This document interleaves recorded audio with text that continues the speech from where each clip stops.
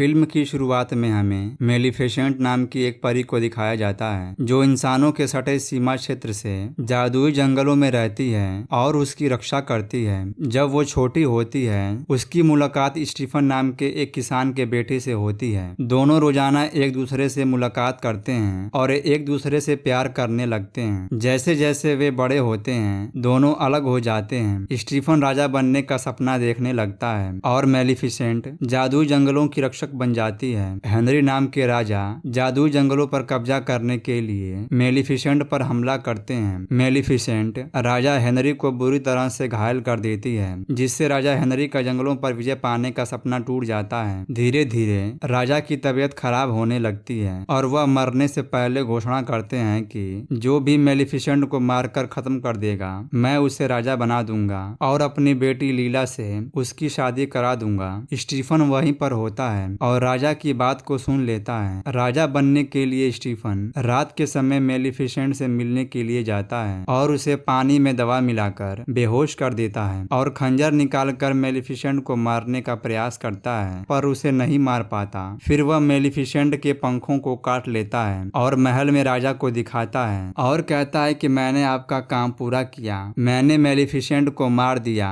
राजा बहुत खुश होता है। उधर मेलिफिसेंट को जब होश आता है तो दर्द के मारे चिल्लाने लगती है और देखती है कि उसके दोनों पंख कट चुके हैं। मेलिफिसेंट को बहुत गुस्सा आता है कि स्टीफन ने उसे धोखा क्यों दिया। पंख के कट जाने से मेलिफिसेंट अपने आप को कमजोर महसूस करती है। एक दिन मेलिफिसेंट देखती है कि जाल में फंसे हुए कौवे को आदमी मारने वाला होता है। मेलिफिसेंट अपने जादू से कौवे को इंसान बना देती है। आदमी उसे भूत समझकर डरकर भाग जाता है। मेलिफिसेंट उसके पास जाती है और उससे पूछती है कि तुम कौन हो। कौवा अपना नाम डियावल बताता है। मेलिफिसेंट कहती है कि मैंने तुम्हारी जान बचाई है, तुम मेरे पंख बनो। इसके बाद डियावल कौवा बनकर उड़ते हुए महल में जाता है। महल में स्टीफन का राज्य अभिषेक होता है और लीला से उसकी शादी होती है। डियावल मेलिफिसेंट के पास आकर सारी सूचना देता है। मेलिफिसेंट सुनकर बहुत गुस्सा होती है और कहती है कि स्टीफन राजा बनने के लिए मुझे धोखा दिया। स्टीफन मेलिफिसेंट के पंखों को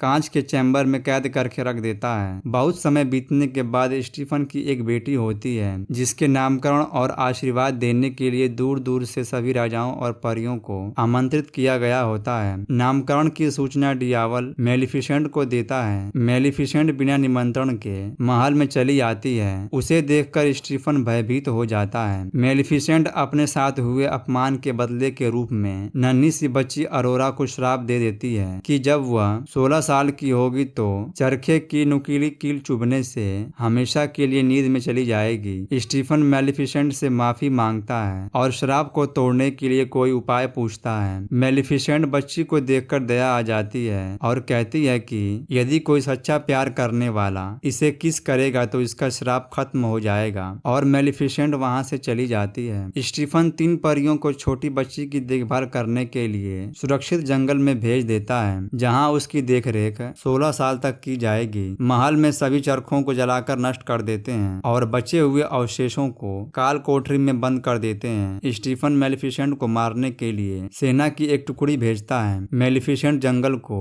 कांटों की दीवार से घेर लेती है। स्टीफन को मेलिफिसेंट को मारने का जुनून सवार हो जाता है। धीरे धीरे वह अपना विवेक खोने लगता है। सेना कांटों की दीवार को पार करने की कोशिश करते हैं पर उसे पार नहीं कर पाते क्योंकि दीवार जादू से बनाई गई होती है। वे कांटों की दीवार को आग से जलाने की कोशिश करते हैं पर उससे कोई असर नहीं होता। परियां अरोरा की देखभाल करती हैं। अरोरा अब धीरे धीरे बड़ी होने लगती है। मेलिफिसेंट दूर से अरोरा पर नजर रखती है और उसे हंसते खेलते बड़े होते हुए देखती है। एक दिन अरोरा जादुई जंगल में चली जाती है। वहाँ उसकी मुलाकात मेलिफिसेंट से होती है। दोनों में बातचीत होती है। ऐसे रोजाना मेलिफिसेंट से मिलने के लिए अरोरा आती है और दोनों में अच्छी दोस्ती हो जाती है। अरोरा उसे परी माँ कहती है। मेलिफिसेंट ना चाहते हुए भी उसका लगाव अरोरा की तरफ बढ़ता जा रहा था। मेलिफिसेंट अपने द्वारा दिए गए श्राप को तोड़ने की कोशिश करती है पर उसे तोड़ नहीं पाती। एक दिन जंगल में अरोरा की मुलाकात पड़ोसी राज्य के राजकुमार फिलिप से होती है। दोनों एक दूसरे को देखकर पसंद करने लगते हैं। जब अरोरा 16 साल की होने वाली होती है उससे एक दिन पहले अरोरा मेलिफिसेंट से मिलने के लिए आती है। मेलिफिसेंट दुखी मन से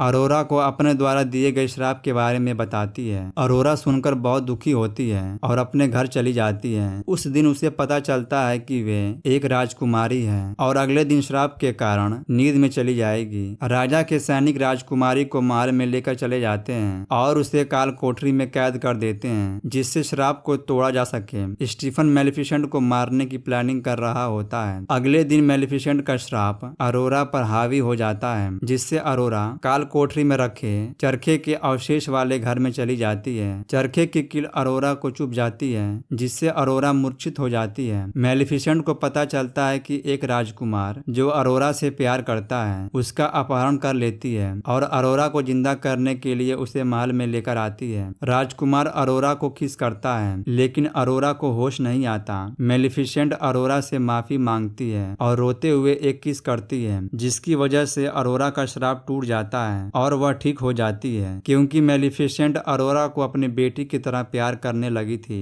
जैसे ही डियावल और मेलिफिसेंट महल से बाहर जाने की कोशिश करते हैं, स्टीफन और उसके सैनिक उन पर हमला कर देते हैं। मेलिफिसेंट डियावल को ड्रैगन बना देती है, जिससे वह उसकी रक्षा कर सके। वह सभी सैनिकों को मारने लगता है। अरोरा मेलिफिसेंट के पंखों को आजाद कर देती है। पंख मेलिफिसेंट के शरीर से जुड़ जाता है, जिससे मेलिफिसेंट की ताकत और बढ़ जाती है। स्टीफन और मेलिफिसेंट में लड़ाई होने लगती है। अंत में मेलिफिसेंट स्टीफन को छोड़ देती है और वहां से जाने लगती है, पर स्टीफन मेलिफिसेंट को पकड़ लेता है। मेलिफिसेंट अपने पंखों से उड़ने लगती है। स्टीफन का हाथ छूट जाता है, जिससे वह नीचे गिरकर मर जाता है। इसके बाद मेलिफिसेंट जादुई जंगल की दीवार को हटा देती है। अरोरा का राज्य अभिषेक किया जाता है और दोनों राज्य को एक कर देते हैं। अरोरा की शादी राजकुमार फिलिप से कर दी जाती है और मूवी खत्म हो जाती है।